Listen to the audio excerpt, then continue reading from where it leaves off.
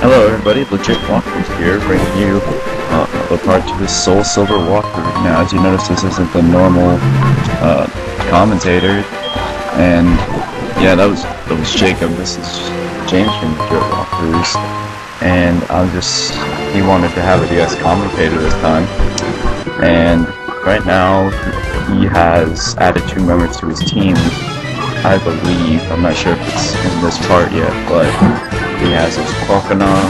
Okay, he doesn't even have them yet, so I kind of just spoiled it for you. Oops. Well, he's hoping to get an Abra and a Vulpix.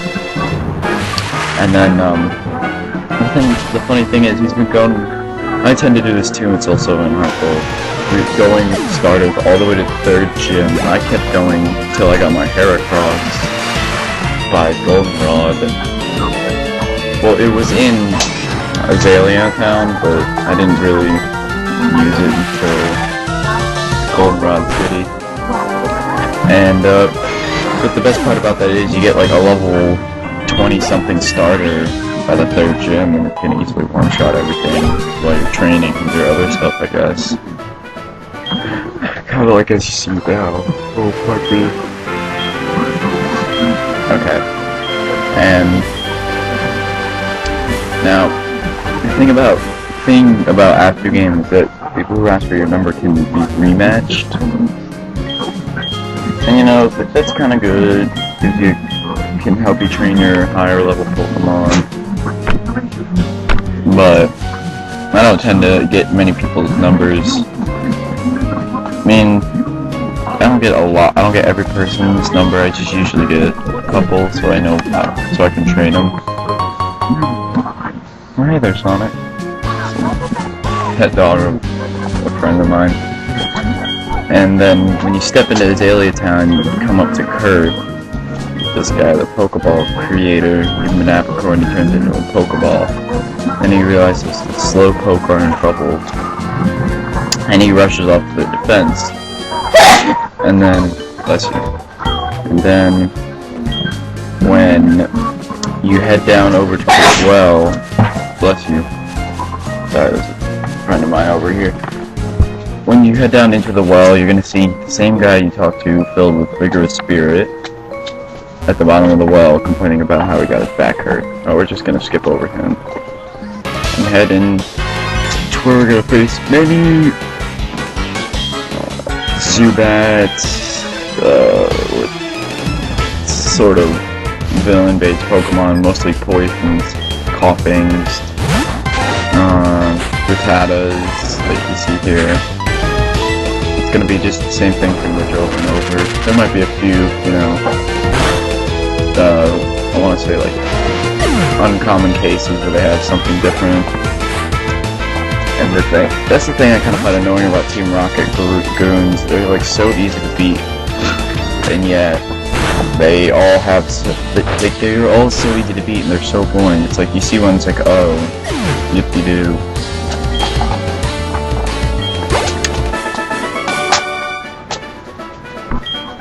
Especially when you have like an uber-leveled Pokemon that's been with you for like almost 2 gyms already.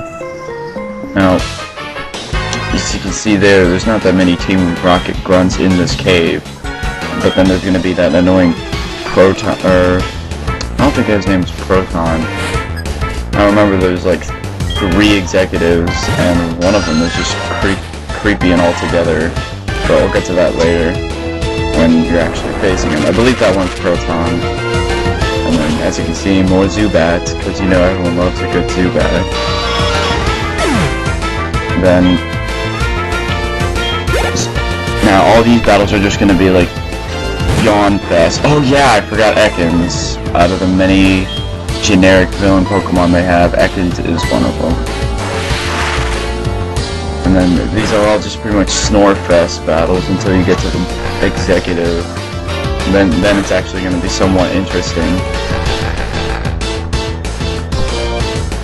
And then one thing, I know this is a little backtrack, but when I saw Ekans have Intimidate, and the other day I was looking at some pictures, and it was kind of funny if you look at the logic of Intimidate. So I mean, any Pokemon who has Intimidate will apply it to any Pokemon. But then imagine like a cute little Shinx who has it, and it goes up to a giant Tyranitar, and it just says that Shinx intimidates that thing. How is that even possible?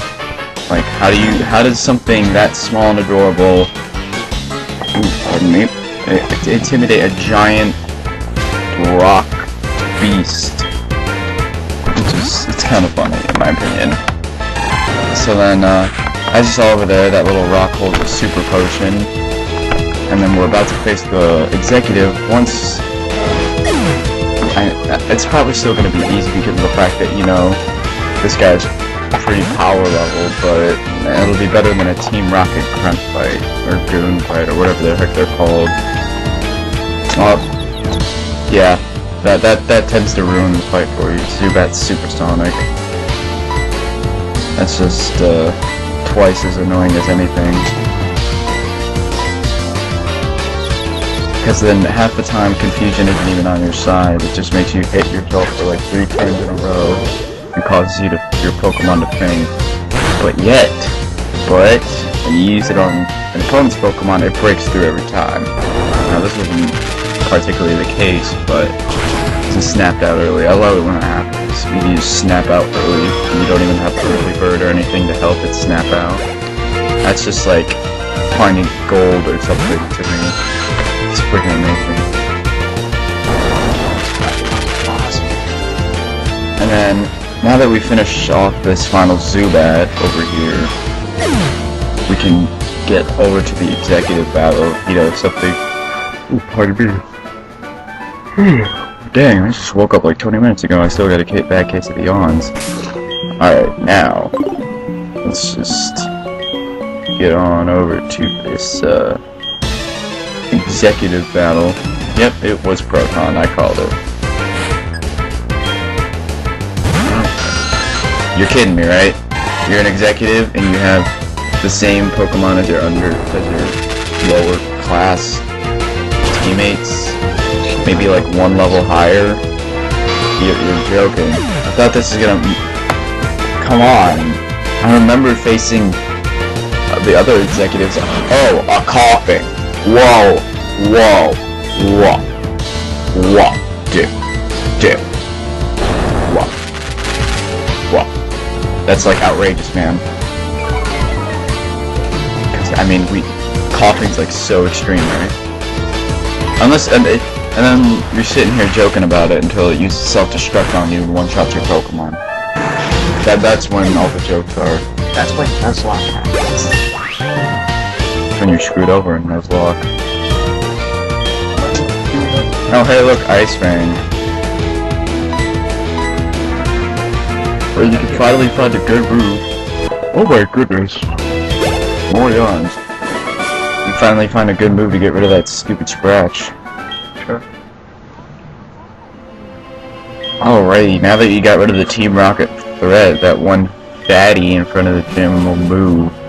Because, you know, he doesn't even, like, say, oh, go help him. He just says, hey, did you hear about those Team Rocket dudes? No, did you hear about those Team Rocket dudes in the cave or the well or whatever? Yeah, that's pretty bad, isn't it? And then you're just sitting there, like, okay, can you move? Nope. And then he gives you, and then that's when Kurt gives you a fastball, and then he tells you about his Apricorn ability. Well, and then we're gonna just make a couple right here. The thing is, it takes like a whole day. And you sort of need his number just so he can call you and remind you. But luckily he isn't